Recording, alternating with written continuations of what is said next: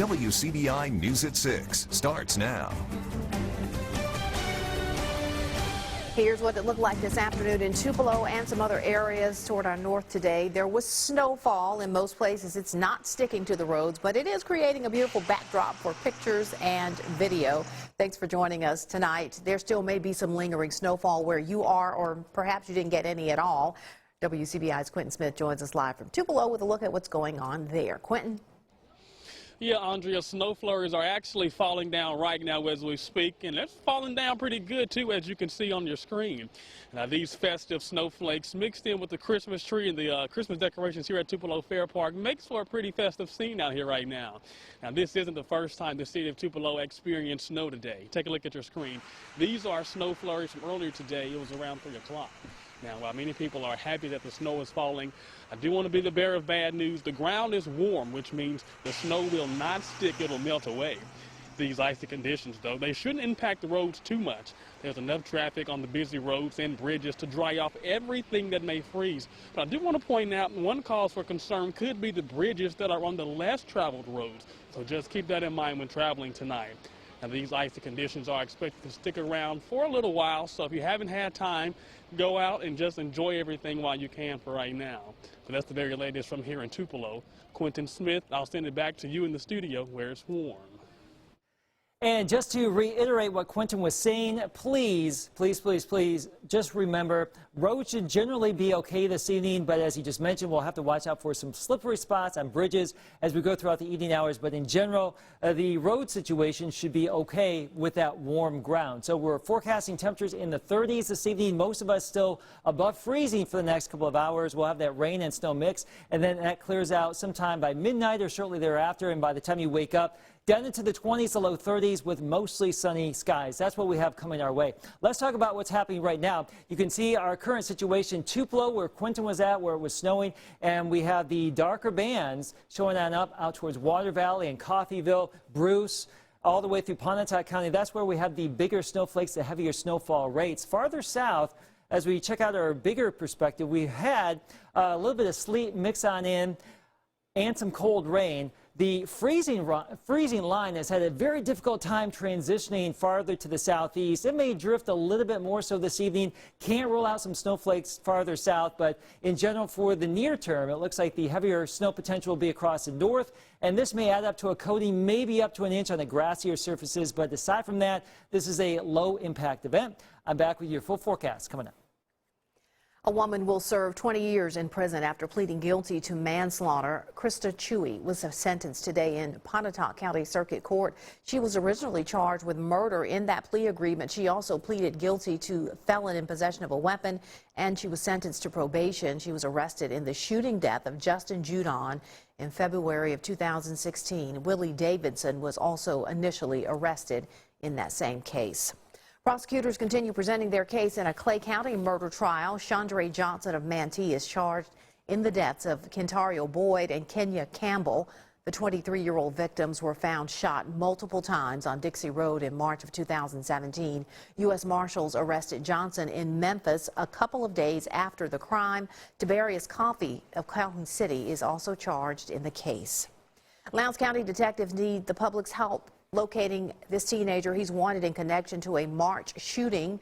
This is 18-year-old Kylan Malone of Crawford. He is a suspect in a March 28th shooting into an occupied dwelling in Crawford. He's accused of intimidating a witness by threat. If you know where Malone is, or if you have any information that can help investigators find him, call the Lowndes County Sheriff's Office or Golden Triangle Crime Stoppers. A McDonald's manager with a big heart gets a big surprise today and a special award. Frances King is a store manager in Brandon. She was presented this afternoon with the Humanitarian Award for her dedication to the community. King was chosen because of multiple community-driven programs that she helps out with, including coat drives and the Ronald McDonald House. It was very awesome, very humble. She would help anybody, and really made me wanted to be a supervisor myself because she was a great leader to me. Now Now, along with the humanitarian award, King's Store also received 2 other awards at this special program today. Well, one of the reasons that Frances King was chosen for this award was her work helping a group of people often forgotten, former convicts. Our Wiley Livingston takes a look at how her program is giving them a fresh start. She joins us in the studio with that story. Andrea, life after jail can be a challenge. Staying on the right side of the law can be hard if you can't support yourself. Many find their past conviction a stumbling block to landing a good job, but for some, help is out there. It's a question many people have when they get out of jail. Where do I go from here? I kept having people come in and ask for a job and saying they couldn't find a job because they had a record, and then it was just something like, that people started telling other people that she'll hire you with a felony or she'll hire you with a record, and it just grew from there. For Frances King, it's all about second chances. She started partnering with restitution centers to help get people back on their feet. Now around 80% of her employees come from the program. I hired them to work off their fine, and some of them decide to relocate in the area, and it's just giving them a second chance to get together when they get out for employment and to learn a job skill. And I started a couple of years ago doing it, and it's just something I've really grown passion for. So what happens is they're usually maybe working off a fine, paying rehabilitation things, and also it's giving us the opportunity to have some great employees to rehabilitate some people. But the program isn't easy. Participants have to come in with an open mind. Number one is they have to have their mindset that they're ready to do better. So it's wonderful when you have those that it's a goal for them to succeed, and it's a goal for me to help them get there. But the help doesn't stop after the participants move on to their next journey. King says she tries to stay in contact. Get to just spread the love. I just love giving people an opportunity, and then just to be able to help them. Because a lot of them trying to get home to family and their kids, and I love kids, and so it's their goal to get home to their kids, and it's my goal to help them get home. King says it's important for people leaving the justice system to have a support system to lean on and to help guide them towards positive decisions. Well, today, Amory voters are deciding whether the city will become the latest to sell wine, beer, or liquor. Allie Martin talks with people on both sides of the ballot and has more. Voters braved the rain and sleet to cast ballots in the special election to decide whether Amory will be a wet or dry town. 2 propositions are on the ballot. One would allow the sale of beer and light wine, while Proposition 2 would legalize the sale of liquor. Orrin Hawley voted yes for both proposals. People go out of the city, go out of the county to buy their alcohol, go to the neighboring cities and neighboring counties, and we need that revenue here. Hawley recently bought the old Park Hotel on Main Street across from Frisco Park. He plans to renovate it, turning the space into apartments and an upscale restaurant. He believes the legal sale of alcohol will be good for his future business and the entire city. I think it will be an added bonus for the city of Amory by having alcohol sales here, and for restaurants. We're the only city in North Mississippi, basically, that doesn't sell alcohol. But those on the other side of the issue believe the legal sale of alcohol would do a lot to damage the unique qualities found in Amory. They also say they don't believe the economic impact would be that significant. That's a unique stance in this part of North Mississippi that hopefully businesses will see and say they want to be a part of something unique that's going on in this city, different than some of the other cities that are here. So I don't understand the rationalization of making us like everybody else. And whichever way the vote goes, Dr. Lloyd Sweat says he will pray for and promote unity in the city. I'm still going to love people. I love the people that are for and against this alcohol, and I still will be, and most of the people will. My prayer is that we all come together, stronger, united, regardless of the outcome. 5 years ago, Amory voters rejected alcohol sales in the city. Allie Martin, WCBI News. Now, if approved, alcohol could be only sold in Amory. We'll have the latest results coming up on WCBI News at 9 and 10. A school district in Mississippi is suing the country's largest e-cigarette maker. The Jefferson County School District filed the suit in federal court in South Mississippi. The lawsuit claims Juul Labs is using deceptive marketing to target teenagers and get young people addicted. Attorneys are seeking to have it certified as a class action lawsuit on behalf of all school districts across the state. Several other states and the District of Columbia have filed similar suits. Juul executives dispute the allegations. They say when it comes to gift giving, it is the thought that counts, but some experts are asking that you think twice about some four-legged gifts. We'll explain after the break. Welcome back, everyone. Food is a cultural melting pot, bringing people and recipes together. That's a Webster County woman's inspiration as she travels across North Mississippi setting up her kitchen. Schmitz and Jiggles is the name of Stephanie Logan's food truck, and you have to be careful when you say that. She focuses on smaller towns and serving up new ways to bring people together. So far, Logan has served Webster, Calhoun, and Oktibbeha counties.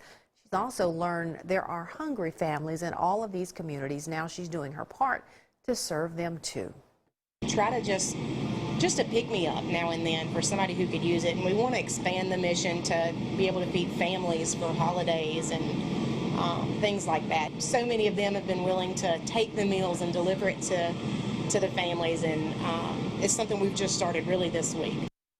And for more information on how you can request to feed a family, go to our website, WCBI.com. Well, the month of December is often the busiest time of year for adoptions at animal shelters. The Oktibbeha County Humane Society is asking families to think before adopting a pet for Christmas. During the holiday season, people will often adopt new pets as presents for children or for significant others, and sometimes they give up an older pet to do that. On average, 60 animals are dropped off at the shelter every week. During the holidays, those numbers double. Pets are a lifetime commitment, and we do want to make sure everyone knows that this holiday season. Dog and cats have lifespans of over 10 years. So if you do adopt a younger dog or even a dog that's 5 years old, you just want to make sure that you are ready for that commitment and that time period. And you can visit the Oktibbeha County Humane Society's website to get more information about the adoption process. So, Keith, what does that see falling behind you? What is it? Well, what do we have here? A little festive flake action, Andrea. This is from McCullough Boulevard near Belden up there west of downtown Tupelo. You can see some of those big fat snowflakes falling. We have some snow falling, also a cold rain. This gets out of here this evening. Another radar check next.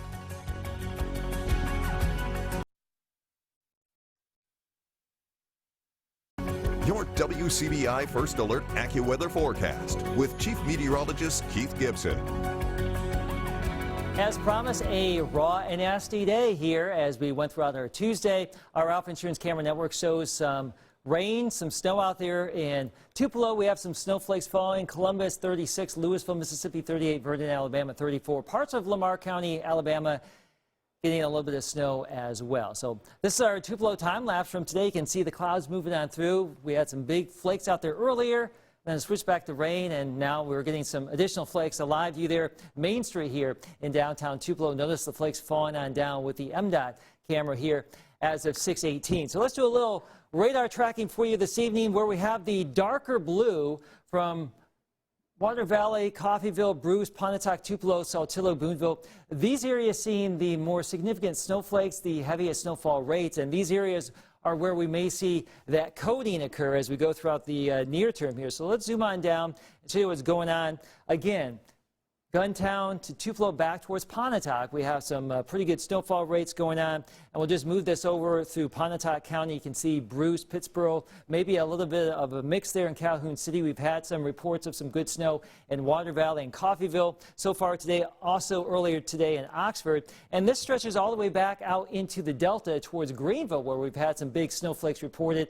Now you get south of there, and we have a mix of rain and sleet going on. And that rain and sleet line is generally just north of Highway 82 at this point. So the farther south you live, we've had a little bit of sleet mix on in, but there just has not been the coldest of cold air to support any snowflakes farther south. But we still may see some pockets of sleet in this right now in parts of Lamar County and Lowndes County, but it's just too warm to support the snow. Will that melting line or the freezing line move farther southeast a little bit this evening as possible? But I think the best chance for any coating of snow, maybe up to an inch, perhaps a little bit more on the grassier surfaces, will be across the northern one half of the area. So our impacts for this event through this evening through tonight, a little bit of snow, especially across the northern half of the area. Travel impacts, really not a lot going on. However, we are looking out for the potential for some bridges to become slick as we go throughout the evening hours here. So just be hedging the bet there. Just use some common sense as you are driving around here. Slow down and just be advised that the bridges will ice first, not so much the road surfaces, because the road surface temperatures, the ground temperature is very, very warm. You can see most of that moisture is out of here by midnight. So between now and about midnight, we'll have the rain, that mix, and those big fat snowflakes move on through. The moisture's out of here, and then temperatures will gradually cool on down later tonight, and the road surface temperatures will cool down too. We are anticipating just enough of a breeze, some traffic out there to help evaporate some of that moisture off the roads, but some of you will get down below freezing. And especially in those areas getting the snow right now, those colder temperatures could support those slippery spots on the bridges. But tomorrow, look at this, lots of sunshine, upper 40s, low 50s with high pressure and firm control. Some clouds will increase on Thursday. Our next system will give us a chance for a few showers on Friday. The bulk of that system will miss us, but we may see a few more storms early next week. Andre, the weekend at this point, upper 50s to low 60s, not too bad, but a little taste of winter right now. Play it safe and slow down if you're out and about, but in general, the road should be just warm enough to stay liquid. The bridges could ice a little bit, so just watch out. That's good news. Just enjoy it. It feels like Christmas, right? And if you can just sit in, watch the snowflakes fall. And I agree. Pop a fire in the fireplace and enjoy it. That's exact. Hot cocoa and that'd be marshmallows. nice. We'll be working. All right, Matt Luke has found a new home in the SEC. Find out where the former Ole Miss head coach is going next in sports. WCBI Sports with Tom Ebel is brought to you by your local Ford dealers. Go further. One day after the Ole Miss Rebels officially introduced its newest head football coach, the former head coach has landed a job in the SEC. The SEC East, that is. The Georgia Bulldogs have hired Matt Luke to become their assistant head coach and offensive line coach. Prior to becoming the head coach at Ole Miss, Luke spent 5 seasons as the offensive line coach for the Rebels. Luke went 15-21 in 3 seasons as the head coach at Ole Miss. Yet another postseason honor for Columbus native Kylan Hill. Hill named to the second-team All-SEC team chosen by the coaches in the conference. Hill was the SEC's leading rusher this season, rushing for 1,347 yards and 10 touchdowns. He's 45 yards away from breaking the single-season record for Mississippi State. Hill was also named first-team All-SEC by the media, and he took home the Connerly Trophy in 2019 for the best player in the state of Mississippi. Kylan Hill, the only selection to the All-SEC coaches team from Mississippi State, but a pair of Ole Miss Rebels recognized and will join Hill on the second team. Defensive lineman Benito Jones and Jerry Ely chosen as a return specialist. Both of them were chosen as second-team All-SEC by the conference's coaches. Bruce High School has made changes to their football program. The Trojans have hired Jamal Jackson to become its newest head coach. Jackson spending 5 seasons as the defensive coordinator at Pontotoc High School. Jackson is a Bruce native that played football at Northwest Community College and eventually Texas Tech while becoming the JUCO Defensive Player of the Year during his time with the Rangers. The NJCAA naming its All-Americans for 2019. WCBI area guys all over the list. First team wide receiver Jason Brownlee, EMCC, West Point native, Oxford native Ashton Geist of Northwest, and Calhoun City's Keyshawn Parker. ICC had a fantastic year at linebacker for the Indians. Then on the second team All-American list, offensive lineman Tykeem Doss of Aliceville. He played for East Central this year. Another West Point guy, Terrence Cherry of EMCC. second team all NJCAA. And Louisville native and Jones linebacker Dalen Gill named to the All-American team as well. And last but not least, Amory native Manny Jones of Jones County JUCO. He was the return specialist for the All-American team as well. So, Andrea, it doesn't matter whether it's high school, JUCO, Division I football. This is football capital of the world. There is some talent in our area for sure. Absolutely. All right. Coming up, last look at the forecast. Stay with us.